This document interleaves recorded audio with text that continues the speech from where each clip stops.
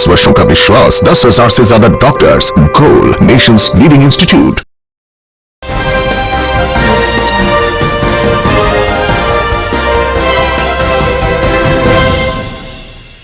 नमस्कार, आप देख रहे हैं सिटी पोस्ट लाइव। मैं हूं अभिषेक मिश्रा। 2019 का लोकसभा चुनाव लालू की विरासत का इम्तिहान है। लालू के बगैर सियासत का इम्तिहान है। लालू ने अपनी राजनीतिक विरासत छोटे बेटे तेजस्वी यादव को सौंपी है। 2019 का लोकसभा चुनाव कमोबेश इसी विरासत के लिए इम्तिहान भी है, क्योंकि महागठबंधन तेजस्वी यादव के नेतृत्व में चुनाव लड़ रहा है। टिकट बंटवारे से लेकर सहयोगियों में सीटों के बंटवारे में लालू तेजस्वी की खूब चली है, और बिहार की कई लोकसभा सीटें ऐसी है जहां तेजस्वी ने सहयोगी दलों के प्रत्याशी भी तय किए हैं। जाहिर है तेजस्वी यादव की चुनौती 2019 के लोकसभा चुनाव के बाद भी इस सियासी हनक को बरकरार रखने की होगी। चुनाव के पहले तेजस्वी जिन नेताओं के लिए विलेन बने हैं, अगर वे नेता चुनाव जीत गए तो जाहिर है वे और ताकतवर होकर उभरेंगे और तेजस्वी यादव की सियासी हनक कमजोर होगी।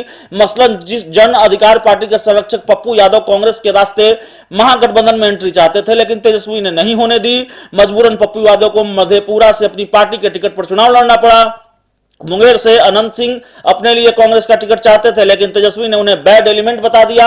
जाहिर है अनंत सिंह की भी कांग्रेस में एंट्री के खिलाफ थे तेजस्वी यादव, इसलिए कांग्रेस को बीच का रास्ता निकालना पड़ा और अनंत सिंह की पत्नी नीलम देवी को कांग्रेस का टिकट देना पड़ा। सुपौल में कहा जा रहा है कि कांग्रेस के उम्मीदवार और सांसद पप्पू यादव की पत्नी रंजीता रंजन की मुश्किलें तेजस्वी यादव ने बढ़ा रखी है।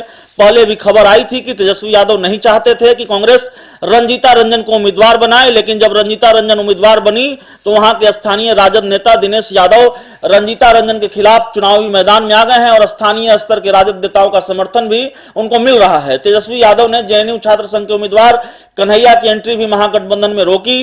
बेगूसराय का मुकाबला त्रिकोणीय हुआ और कन्हैया लेफ्ट पार्टी के टिकट पर चुनाव लड़ रहे हैं। राजद ने वहां से तनवीर हसन को मैदान में उतारा है और बीजेपी के उम्मीदवार के रूप में गिरिराज सिंह वहां से चुनाव लड़ रहे हैं। यह सवाल जरूर अगर मगर का है, लेकिन जिन नेताओं की राजनीतिक राह तेजस्वी यादव ने मुश्किल की है, अगर वे चुनाव जीते तो जाहिर है ताकतवर होकर उभरेंगे और उनकी ताकत से लालायित होकर कांग्रेस या महागठबंधन के दूसरे सहयोगी दल महागठबंधन में उनके वेलकम को तैयार होंगे और महागठबंधन में वैसे नेताओं की एंट्री का मतलब ही होगा तेजस्वी की हनक का कमजोर पड़ना, या यूं कहें कि महागठबंधन के अंदर तेजस्वी के रसूख का कम पड़ना।